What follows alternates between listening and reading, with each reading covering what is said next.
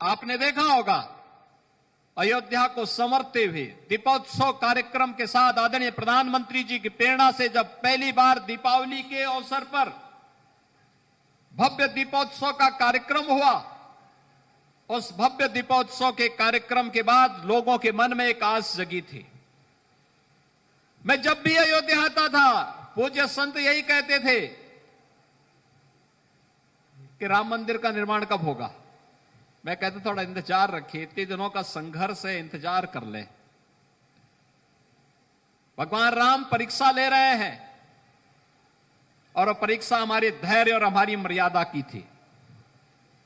हमें मर्यादा का उल्लंघन नहीं करना है। हम धैर्य के साथ भगवान राम की इस मर्यादा का पालन करते हुए थोड़ा सा इंतजार और कर लें। अवश्य कुछ। बिजनेस लोन के लिए बैंक गए तो बिजनेस प्लान दिखाइए करके पूछते हैं।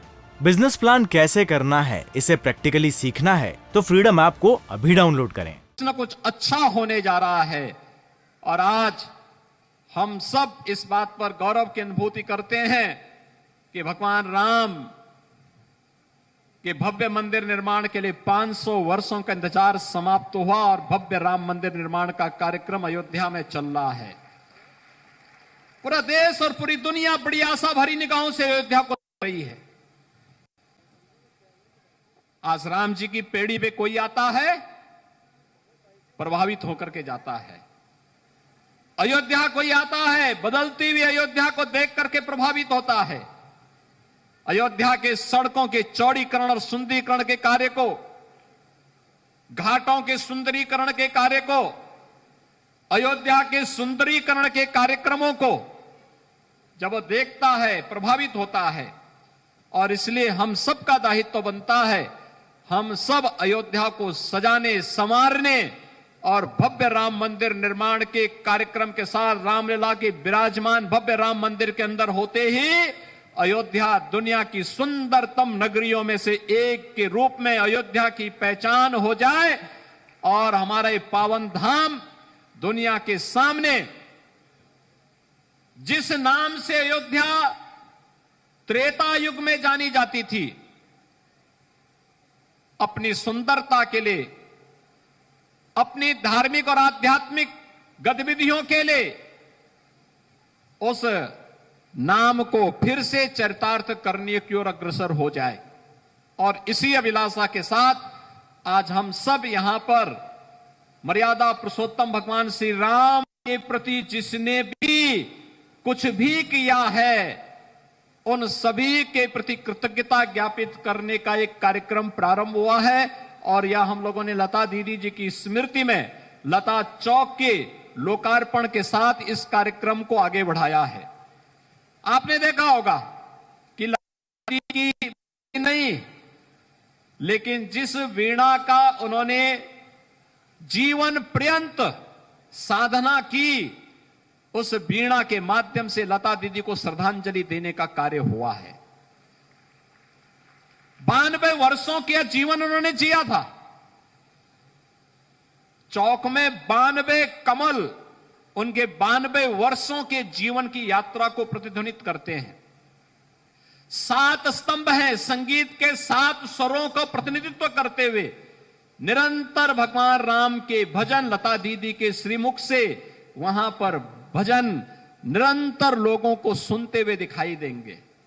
और जब लाइट का कार्यक्रम उसके साथ जुड़ेगा तो सायकाल और क्षेत्र अपने आप में ही एक सेल्फी पॉइंट भी बनेगा और लोगों के लिए दर्शनीय केंद्र भी बनेगा कि वाह, अयोध्या में भगवान राम के मंदिर की तरफ जाने वाला मार्ग कितना भव्य चौक के साथ आलोकित हो गया है। भाइयों बहनों, इसी प्रकार से हर एक चौराहे को हमें सुंदरीकरण की तरफ अग्रसर करना है। क्या अयोध्यावासी इसके लिए तैयार हैं? सभी लोग तैयार हैं? लेकिन इसके लिए डबल इंजन की सरकार सहयोग करेगी, लेकिन आपको भी योगदान देना होगा। तैयार हैं? सभी लोग तैयार हैं?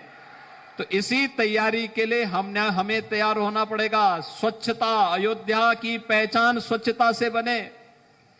आदरणीय प्रधानमंत्री जी ने स्वच्छ भारत अभियान की शुरुआत इसीलिए की थी। आज भारत के अंदर और दुनिया के अंदर स्वच्छ भारत अभियान एक नए मानक के रूप में भारत की एक नई तस्वीर दुनिया के सामने प्रस्तुत करता है। आज जब कोई हमारे गांव में, हमारे शहर में आता है, स्वच्छ शहर और स्वच्छ गांव को देखता है तो प्रभावित होता है। आज से 8 साल पहले इस प्रकार की स्थिति नहीं होती थी। गांव में कोई जाता था, पहले दर्शन गंदगी के होते थे। नगर में कोई जाता था, कचड़े से पहले दर्शन होते थे। लेकिन आज स्वच्छता, और स्वच्छता को क्या आप भी अपने जीवन का हिस्सा बनाए हैं ना? प्लास्टिक मुक्त अयोध्या, प्लास्टिक फ्री अयोध्या, क्या इसके लिए तैयार हैं? गंदगी कहीं नहीं करेंगे ना? अयोध्या को सजाने और संवारने में अपना योगदान देंगे। अभी हम लोग दीपोत्सव के कार्यक्रम में अयोध्या आने वाले हैं और दीपोत्सव के कार्यक्रम में इस बार अयोध्या के हर घर में भी दीपक जलना चाहिए। बिजनेस लोन के लिए बैंक गए तो बिजनेस प्लान दिखाइए करके पूछते हैं। बिजनेस प्लान कैसे करना है, इसे प्रैक्टिकली सीखना है तो फ्रीडम ऐप को अभी डाउनलोड करें।